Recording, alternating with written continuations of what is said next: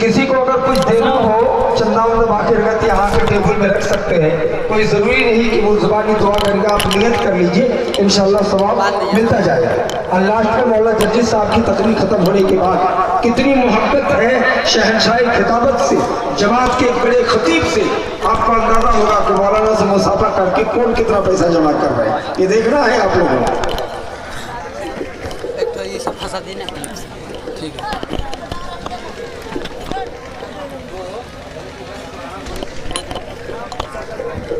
कल 9 तारीख को तारापुर के जलसा को ना भूलें। 20 तारीख काश सहावा।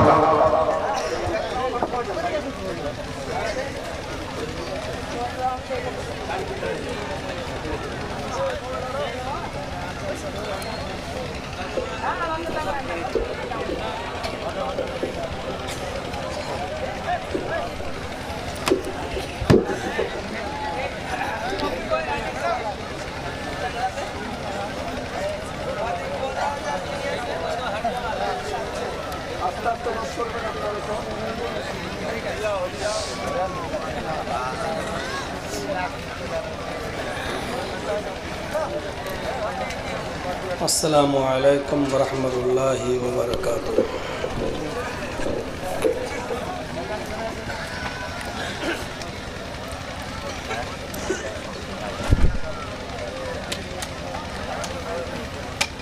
अल्हम्दुलिल्लाह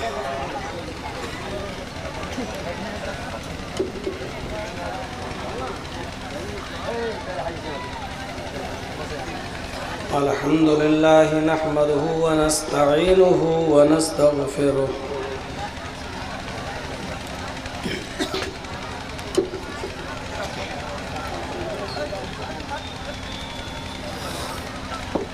व नऊज़ु बिल्लाहि मिन शुरूरि अनफुसिना व मिन सय्यिआति अअमालिना।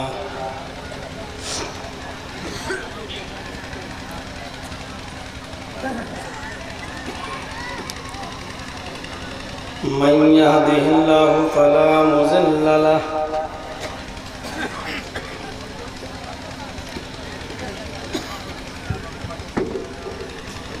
व मन युज़लिल्हु फला हादिय लहु।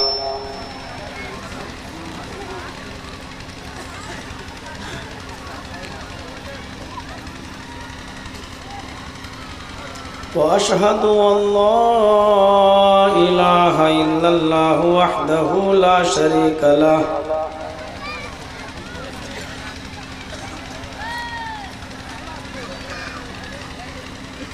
व अशहदु अन्न मुहम्मदन अब्दुहु व रसूलुहु।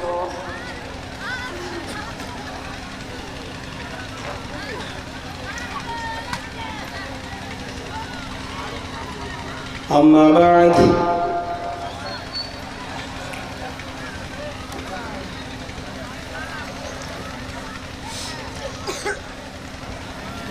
फ़इन्न खैरल हदीस किताबुल्लाह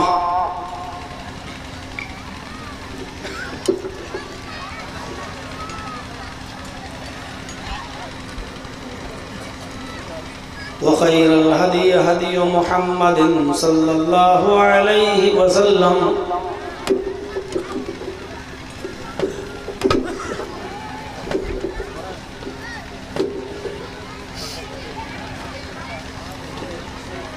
व शर्रुल उमूरि मुहदसातुहा व कुल्लु मुहदसतिन बिदअह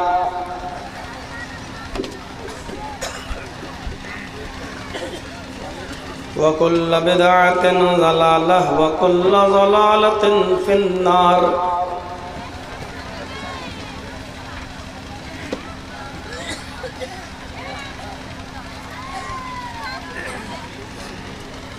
अऊज़ु बिल्लाहि मिनश शैतानिर रजीम।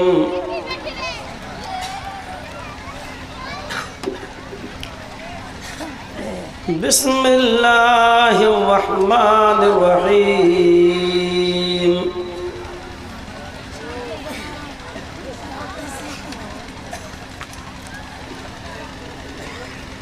या अय्युहल्लज़ीना आमनुत्तक़ुल्लाह वलतंजुर नफ्सुम मा क़द्दमत लिग़द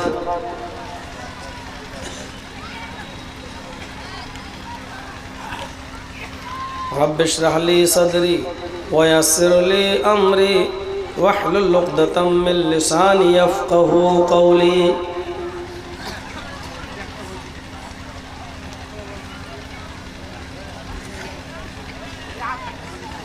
हर किस्म की तारीफ़, हम्द व सना, किबरियाई व बड़ाई के लायक ज़ात अल्लाह सुब्हानहु व तआला की है, जो वहदहु ला शरीक है, जो अहकमुल हाकिमीन है, जो रब्बुल आलमीन है। और जिसके बेशुमार इनामात व इकरामात हैं हमारे और आपके ऊपर,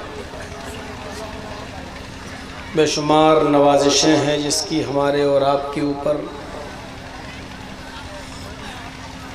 जिसने हमें और आपको इस्लाम की दौलत से माला माल किया, मुसलमान बनाया, उम्मत मुहम्मदिया में पैदा किया, मुहम्मद रसूलुल्लाह सल्लल्लाहु अलैहि वसल्लम का उम्मती होने का शर्फ बख्शा, कुरान करीम जैसी मुक़द्दस किताब उसने हमें और आपको अता फरमाई, इंसान बनाया। अलगर्ज़ उसकी नेमतों को अगर कोई शख्स शुमार करना चाहे, गिनना चाहे, तो वो गिन नहीं सकता। दरूद व सलाम के बेशुमार फूलों की बारिश हो अहमद मुस्तफ़ा पर, सरवर कायनात पर, मुहसिन इंसानियत पर, सैयदुल सकलैन पर, सैयदुल इंस वल जिन पर, रहमतुल लिल आलमीन पर, मुराद जनाब मुहम्मद रसूलुल्लाह सल्लल्लाहु अलैहि वसल्लम की ज़ात गिरामी पर, अल्लाहुम्मा सल्लि व सल्लिम व बारिक अलैहि।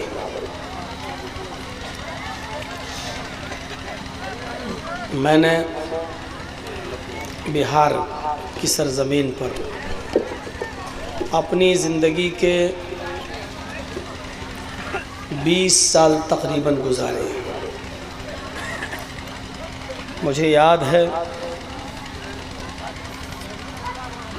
कि मैंने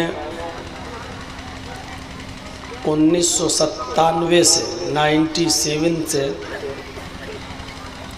मैंने तकरीर की है, और मेरी पहली तकरीर 97 में बिहार में तीतवारी का जो इलाक़ा है उसमें पहली बार, सबसे पहली बार मेरी तकरीर वही हुई थी।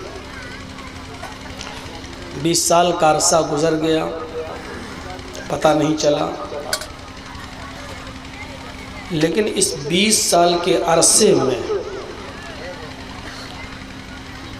शायद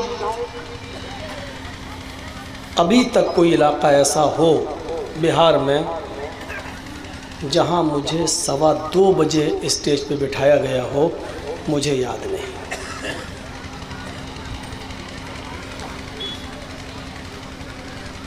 मैं समझता हूँ कि मुझे इस चीज़ को डायरी में लिख लेना चाहिए और निहायत गुस्से के साथ लिखना चाहिए और काले हुरूफ से लिखना चाहिए। ये मेरे लिए निहायत ही बदतमीज़ी की बात है और ये हमारे लिए निहायत इंसल्ट करने की बात है। मैं समझता हूँ कि 20 साल की ज़िंदगी में मेरे मुंह पर किसी ने इतना बड़ा तमाचा बिहार में किसी ने नहीं मारा होगा जो आज यहाँ मारा गया है। मेरे नाम पर पब्लिक को बेवकूफ़ बनाया जाता है, चंदा बटोरा जाता है, चाहे वो मदरसे का मामला हो या मस्जिद का मामला हो। इससे मुझे सरोकार नहीं है। सरोकार ये है कि आपका टाइम 1 बजे है, फिर हमको कहा जाए कि आपका टाइम 1:30 बजे है, और फिर मुझे स्टेज पर लाकर आप 1:30 बजे से बिठाए रहें और उसके बाद 2:15 बजे आप मुझे टाइम दें। इससे बेहतर है कि आप चुल्लू भर पानी में डूब के मर जाएं दीन का नाम लेकर जलसों को बदनाम न करें। शरीयत न ये सिखाती है और न शरीयत इस बात का हमें हुक्म देती है।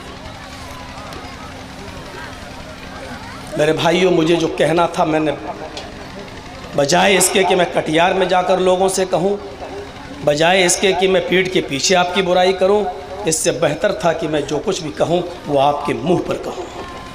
मैंने ये बात आपके मुंह पर कही है, आपको भी बुरा लग रहा होगा, और मैंने बुरा लगने के लिए ही बात कही है ताकि इस बात का एहसास हो। ये बहुत बड़ी कॉन्फ्रेंस नहीं है।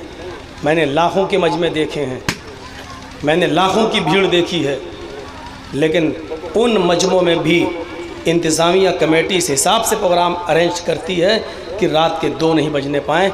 ये वक्त है जलसे को ख़त्म करने का, ये टाइम है आपके जलसे को फिनिश करने का, और इस टाइम आप हमको टाइम दे रहे हैं रात के 2:15 बजे। मैं क्या बोलूँगा? अब वो एनर्जी नहीं, अब वो ताकत नहीं। रात भर आदमी जागेगा, फिर 2 बजे तक आप हमें और जगाएंगे, फिर स्टेज पे लाके बिठाएंगे। जब सब सोने लगें और मरने लगें तब आप हमसे कहिए कि इनके अंदर रूह फूंकिए, इनके अंदर जान डालिए।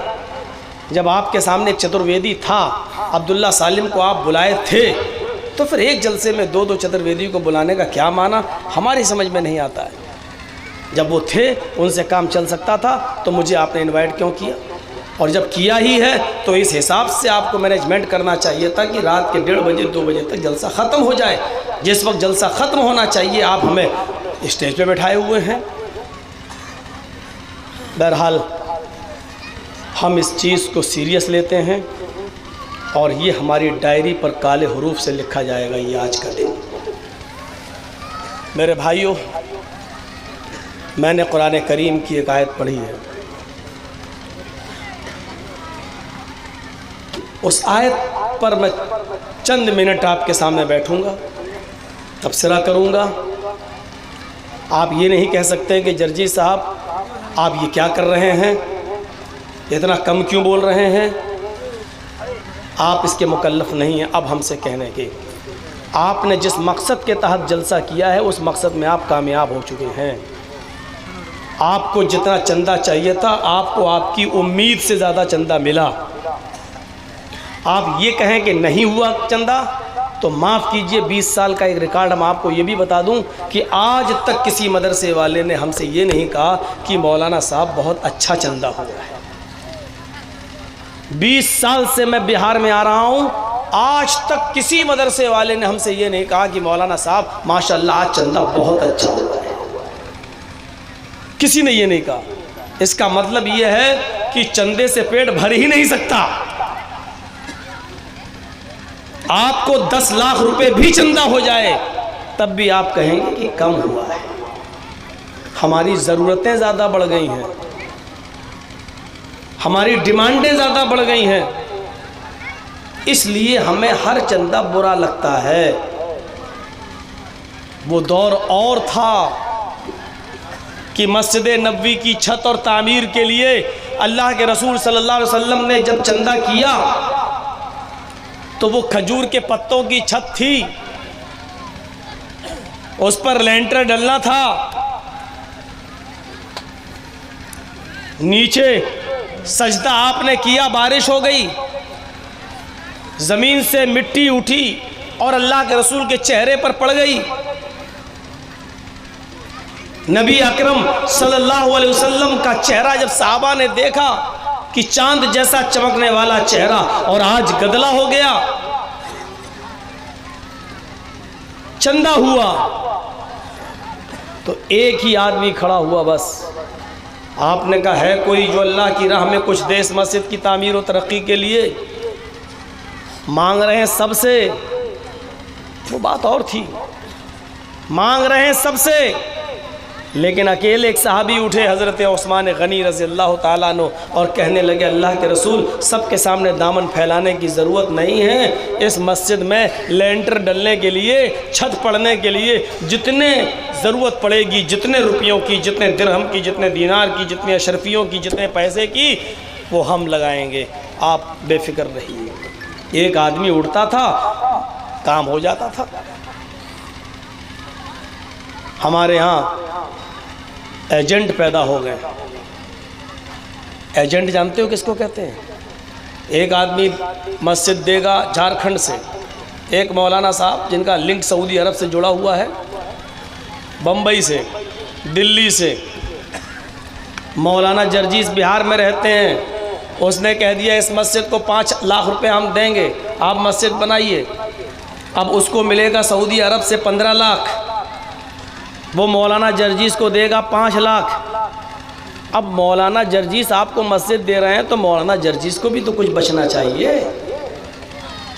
तो मौलाना जर्जीस ने आपके गांव के किसी आदमी को पकड़ा कि अपने गांव में मस्जिद बनाओ, तो मौलाना जर्जीस ने आपके गांव के उस आदमी को दिया 4 लाख। अब आपके गांव का आदमी जब आपके गांव में मस्जिद बनाएगा तो वो लगाएगा 3 लाख। 15 लाख से पैसा आते आते आपके गांव तक पहुंचा तो 3 लाख। बीच में खाने वालों की तादाद आप देख रहे हैं कितनी हो रही है। मस्जिद बनेगी कहाँ से? बनेगी तो मजबूती आएगी कहाँ से? कल ही जलसा करके आया हूं मैं कुरसेल में।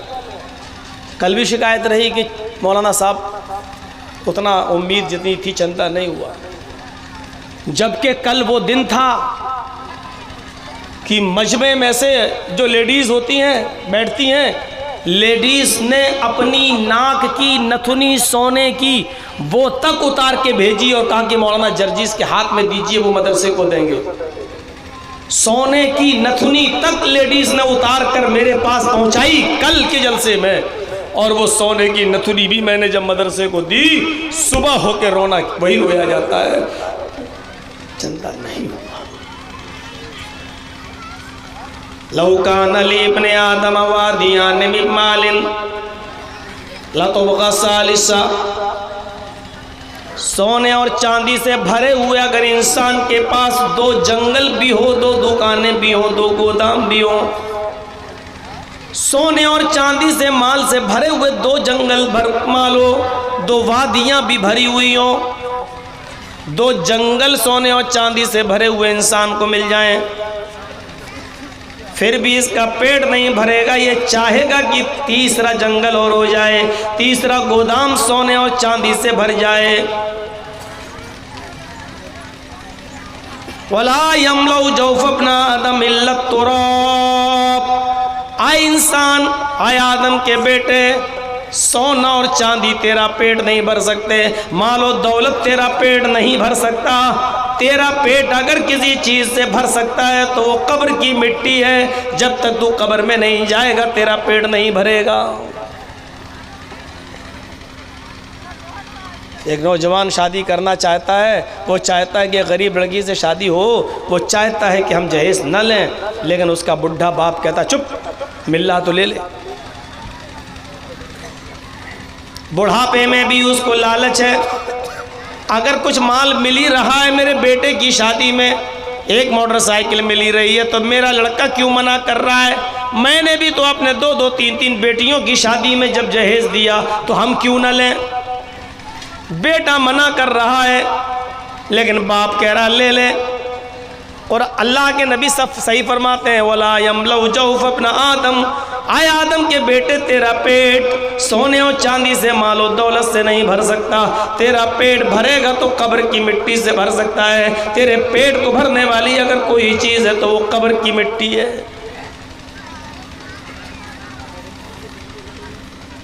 कुरान की उस आयत को मैंने इसी मुनासिबत से पढ़ा, या अय्युहल्लज़ीना आमनुत्तकुल्लाह वल तंजुर नफ्सुम मा क़द्दमत लिग़द, ऐ ईमानो वालो अल्लाह से डरो, ऐ ईमानो वालो तुम अल्लाह से डरो। और आगे वाले जुमले पर नौजवानों में तुम्हारी तवज्जो चाहूँगा, वल तंजुर नफ्सुम मा क़द्दमत लिग़द, और हर इंसान को सोचना चाहिए कि उसने कल क़यामत के दिन के लिए क्या तैयारी कर रखी है। आज का एहसास नहीं, आज का दिन तो गया, आज ख़त्म।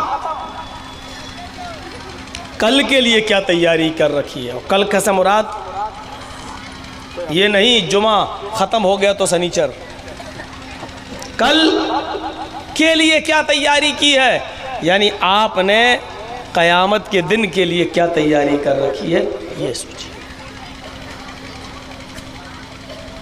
क्या सहाबा किराम उसी क़यामत के दिन के लिए तैयारी किया करते थे, आज पर निर्भर नहीं हुआ करते थे। ग़ज़वा तबूक के मौके पर अल्लाह के रसूल सल्लल्लाहु अलैहि वसल्लम को कुछ ऊँटों की ज़रूरत थी। आपने सहाबा से चंदा किया। एक सहाबी हज़रत उस्मान उठे, कहते हैं अल्लाह के रसूल मैं 100 ऊँट आपको देता हूँ। आपने फरमाया उस्मान के अलावा कोई है जो 100 ऊँट और दे दे। दोबारा हज़रत उस्मान उठे, उन्होंने कहा मैं 100 ऊँट और देता हूँ। आपने कहा लोगों उस्मान 200 ऊँट दे चुके हैं, कोई और है जो उस्मान के अलावा 100 ऊँट दे। हज़रत उस्मान फिर उठते हैं और कहते हैं अल्लाह के नबी मैं 100 ऊँट और देता हूँ। आपने कहा उस्मान तुम 300 दे चुके हो, अब मैं उस्मान से नहीं कहता, कोई और है उस्मान के अलावा जो 100 ऊँट दे। उस्मान चौथी बार उठते कि अल्लाह के नबी मैं 100 ऊँट और देता हूँ। आपने कहा उस्मान तुमसे नहीं कहा जा रहा है, तुम 400 दे चुके हो, बस करो। लोगों उस्मान के अलावा कोई और उठे। 5वीं बार उस्मान उठते हैं कि अल्लाह के नबी मैं 100 और देता हूँ। आप बार बार मना करते हैं उस्मान अब मत दो, तुमने इतने दे दी अब मत दो। उस्मान के अलावा कोई और उठे, लेकिन कोई नहीं उठता। बराबर उस्मान गनी उठते जाते हैं। 700 ऊँट दे चुके। अल्लाह के नबी समझ गए जितनी बार भी मैं उठूंगा उस्मान ही जवाब देंगे, उस्मान से कितना लिया जाए। 700 ऊँट जब उस्मान गनी दे चुके तो अल्लाह के नबी सल्लल्लाहु अलैहि वसल्लम ने सहाबा से फरमाया, इसको कहते हैं क़यामत के दिन की तैयारी। सहाबा किराम से अल्लाह के नबी ने फरमाया जानते हो उस्मान ने आज कितना बड़ा नेक काम किया, जानते हो आज उस्मान ने कितना बड़ा नेक काम किया है। सहाबा ने कहा अल्लाह और उसके रसूल ज़्यादा जानते हैं। आपने फरमाया अभी अभी आसमान से जिब्रील उतरे, अभी अभी आसमान से जिब्रील उतरे और जिब्रील ने मुझसे कहा हज़रत उस्मान को खुशखबरी सुना दो। जानते हो इस सदका और खैरात की बरकत ने उस्मान को किस चीज़ से नवाजा। मोहम्मद रसूलुल्लाह ज़बान फैज़ाने फैज़ रिसालत से क्या जुमले निकलते हैं, मा ज़र्रा उस्मान, मा ज़र्रा उस्मान, मा ज़र्रा उस्मान, मा मिला बादल यौमी क़त्तु। लोगों सुन लो, आज के बाद उस्मान को कोई चीज़ नुकसान नहीं पहुंचा सकती, आज के बाद उस्मान को कोई चीज़ ज़रर नहीं पहुंचा सकती। मा ज़र्रा उस्मान, मा ज़र्रा उस्मान, मा मिला बादल यौमी क़त्तु। आए लोगों गौर से सुनो, आज के बाद मेरा उस्मान एक भी नेक काम न करे, आज के बाद मेरा उस्मान एक भी नेक काम न करे, एक भी दीनी काम न करे, एक भी नेक काम न करे। मामिला बादल यौमी क़त्तु। आज के बाद अगर उस्मान एक भी अच्छा अमल न करे फिर भी अल्लाह उस्मान को जन्नत देकर रहेगा। इतना बड़ा नेक काम। आज के बाद उस्मान एक भी नेक काम न करे फिर भी अल्लाह उसको जन्नत देकर रहेगा। ये फिक्र थी आखिरत की, कयामत की।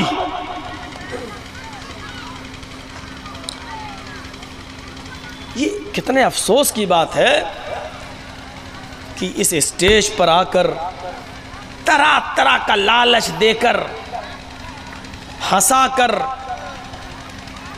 घटिया किस्म की मिसालें भी देकर आपके ज़मीरों को जगाया जाता है और फिर आपकी जेब से 10 रुपए निकलते हैं मस्जिद और मदरसे के लिए।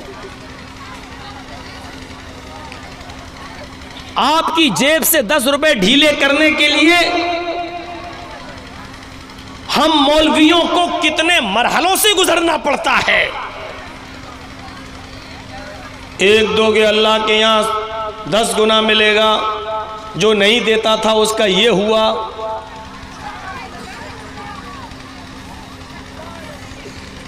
कैसी कैसी मिसालें देना पड़ती हैं। और उसके बाद फिर आप 10 रुपये देते हैं, 20 रुपये ला के देते हैं। यहाँ अल्लाह के नबी सहाबा में ऐलान करते हैं, जंग के लिए कुछ माल चाहिए, जाओ तुम अपनी अपनी इस्तिताअत के मुताबिक अपना माल लेकर आओ, ताकत के मुताबिक। सारे सहाबा ले आए, माल का ढेर लग गया। अल्लाह के नबी ने सहाबा से पूछा, उमर से पूछा, तुम कितना लाए? कहा ये, का घर में क्या छोड़ा? आधा माल ले आया, आधा घर में छोड़ दिया। अपने माल का आधा ले आया, आधा घर में छोड़ दिया, आधा आपको दे दिया जंग में लड़ने के लिए। अल्लाह तुम्हारे माल में बरकत दे। आधा ले आए, वो अपने घर का, घर की मिल्कियत का आधा ले आए। आप तो अपनी जेब का भी आधा नहीं दे सकते, घर का तो बहुत दूर की बात। माफ़ कीजिए, हम आपको लालच नहीं दे रहे हैं, आपने जो कुछ भी दिया बहुत दे दिया। हम तो चाहते हैं कि अगर ज़्यादा दे दिया हो तो आप जलसे वालों से मांग के थोड़ा वापस ले लो, पेट भरेगा नहीं इनका। आप अगर पूरी जेब की सारी रकम भी दे दोगे तब भी ये कहेंगे कम है। एहसान फरामोशी हमेशा रहेगी, अल्लाह का शुक्र कभी होगा ही नहीं अदा। आधा माल हजरत उमर ले आए और अल्लाह के रसूल ने जब अबू बकर से पूछा आप क्या लाए, का ये रखा है। माशाअल्लाह, अल्लाह बरकत दे। अच्छा, घर में क्या छोड़ा? तसव्वुर करो, आए अबू बकर घर में भी कुछ छोड़ के आए हो? कहा हाँ छोड़ा है। कहा क्या? कहा कि सिर्फ अल्लाह और उसके रसूल की मोहब्बत घर में छोड़ी है। समझ रहे हैं आप इसका मतलब क्या हुआ? समझ रहे हैं आप इसका मतलब क्या हुआ? घर में कुछ नहीं छोड़ा, सारा माल ले आया। घर में छोड़ा भी है तो क्या? अल्लाह और उसके रसूल की मोहब्बत। अल्लाह देगा। तवक्कुल छोड़ा, भरोसा छोड़ा, अल्लाह पर एतमाद छोड़ा। एक इशारा हुआ, सारा माल ले आए। अपनी जेब का नहीं, अपने घर का। कोई अपने घर का आधा माल दे रहा है, कोई अपने घर का पूरा माल दे रहा है। क्यों? वल तंजुर नफ्सु मा कद्दमत लिगत। हर इंसान को गौर करना चाहिए कि कल कयामत के दिन के लिए उसने क्या भेजा है, क्या तैयारी की है।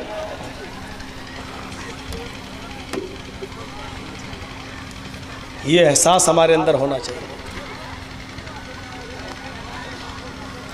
कोई आदमी लेकर नहीं जाएगा, ये सब जानते हैं।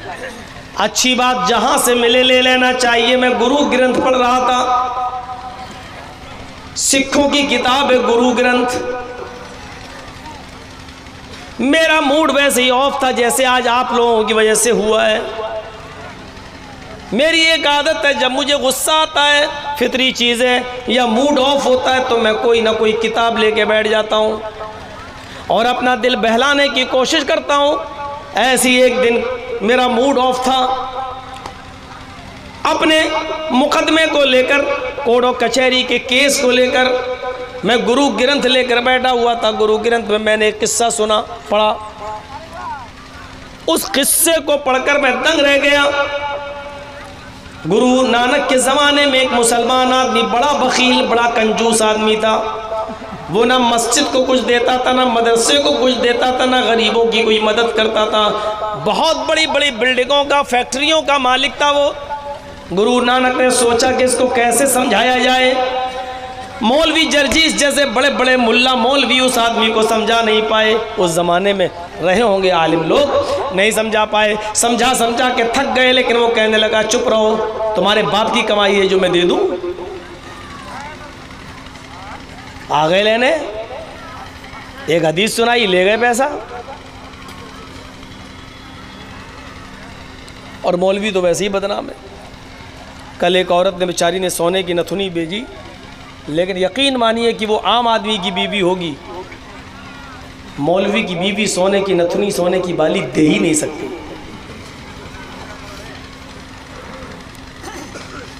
अच्छा, आप स्टेजों पे जो जलसा करते हैं चंदा, आपने कभी किसी मौलवी को भी 100-200 रुपये देते हुए देखा है? देखा। इल्ला माशाअल्लाह होगा। हम ये नहीं कह रहे हैं, जैसे तीर तलवार चलते हैं ना, करबला की लड़ाई होती है, मुहर्रम पे ताज़िया निकलता है, मौलवी सवाब बयान करता है, एक लाठी चलाओ 1000 नेकी, लेकिन कभी किसी मौलवी को लाठी डंडा चलाते हुए देखा नहीं होगा। क्यों? मौलवी पिटवाना जानता है, पिटना नहीं जानता, मार खिलवाना जानता है, खाना नहीं जानता। खाने पीने का मामला हो, मौलवी सबसे आगे। मैं इसी बिहार की बात बतला रहा हूँ। एक मर्तबा गोश्त नहीं बन पाया जलसे में, कोई बात रही होगी, पता नहीं उस दिन मिला ही नहीं कि क्या कोई हड़ताल थी, न चिकन न मटन कुछ था ही नहीं। बेचारे ने सब्ज़ी अब्जी बनाई, सब्ज़ी बहुत सी किस्म की बनाई। मैं उस मौलाना को भी जानता हूँ। उसने कहा कि अरे तुम्हें मछली भी नहीं मिली? कहा भाई नहीं मिली, आज गोश्त पे थोड़ा सा। जलसा तो कर दिया मौलवी ने, लेकिन दूसरी साल डेढ़ नहीं दिया। जब लोग उससे डेढ़ लेने पहुंचे तो कहता भाग, तुम लोग मेहमानों की इज्जत करना जानते नहीं, डेढ़ लेने आ गए। हम कोई घोड़े हैं, घास खाने जाएंगे तुम्हारे यहाँ? डेढ़ नहीं दिया। मैं उसको अच्छी तरह जानता हूँ। खाने पीने में मौलवी सबसे आगे। अभी रख दो चने की दाल, साग, सरसों का, चटनी वटनी रख दीजिए, आधा पेट तो मौलवी का ये सब देखते ही भर जाएगा। और आधा जब खाएगा तो उसके मुंह से अल्लाह की हम्द सना अल्हम्दुलिल्लाह नहीं निकलेगी। इन्ना लिल्लाह, क्या खिला रहा, इन्ना लिल्लाह। और मुर्ग, मुसल्लम, मटन, चिकन, फिश, मछली, फ्राई आइटम देखते ही कहेगा माशाअल्लाह क्या दस्तरखान है। और हर लुकमे पे अल्हम्दुलिल्लाह, अल्हम्दुलिल्लाह, लजीज खाना अल्हम्दुलिल्लाह। बल्कि दुआ भी देगा। वहाँ दुआ अभी है, देना भी नहीं है। खाना खाने से पहले की दुआ है बिस्मिल्लाह, खाना खाने के बाद पढ़ो अल्हम्दुलिल्लाह, ये दुआ। लेकिन वो बीच बीच में दुआ देता जाएगा, नई दुआ ईजाद करेगा। अल्लाह कितना लजीज खाना है, अल्लाह खिलाने वाले को जन्नत दे, अल्लाह खाना बनाने वाली को जन्नत दे। बड़ा लजीज खाना बना। कहाँ की है आपकी बीवी? बहुत अच्छा खाना बनाती हैं। ये और वो जो उल्लू का पट्ठा जो खिला रहा है,